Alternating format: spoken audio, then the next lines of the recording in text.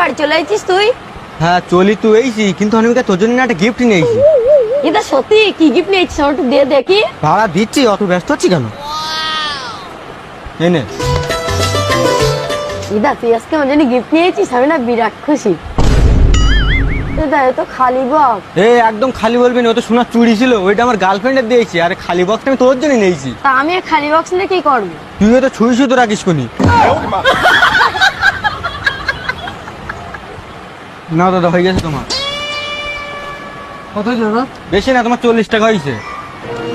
এনো দাদা 50 টাকা, 10 টাকা তোমার কাছে খরচা নেই, আর 10 টাকা কেটে দেবো।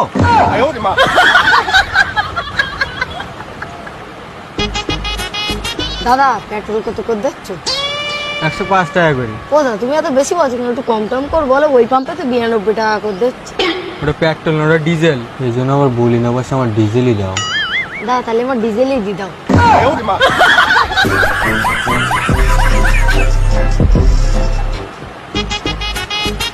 হে নয়ন, এদিকে শোন। হ্যাঁ মালকিন বলো। এ মাসের ভাড়াটা দে। হ্যাঁ মালকিন এই মাসে ভাড়া তুমি গুছাই রেখেছি, নাও 2000 টাকা।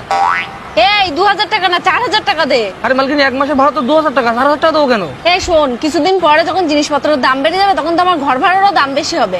তার জন্যই তো আমি আগে থাকতে বেশি করে নিচ্ছি ভাড়া। ঠিক আছে মালকিন, এ নাও 2000 টাকা। আর একটা কথা শোন, এই গাড়ি হলো স্টার্ট হচ্ছে না, ঠিক করে রাখ, আমরা এক্ষুনি আসছি। এর বলে এই গাড়ি স্টার্ট না, দেখ তো কি হয়েছে।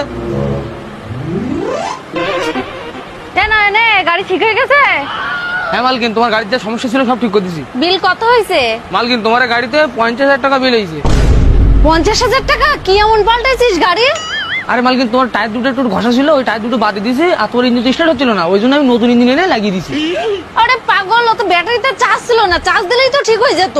আরে মালকিন কিছুদিন পর তোমার টায়ার দুটো তো খারাপ হয়ে যেত, আর ইঞ্জিন যদি রাস্তা কোন ডিস্টার্ব করতো, ওই জন্য সব ভেবে আমি আগাম সব বাদ দিয়ে দিছি। আরে শয়তান, তোর ঘর ভাড়া আরো 4 ডবল বাড়াই দিতে হবে।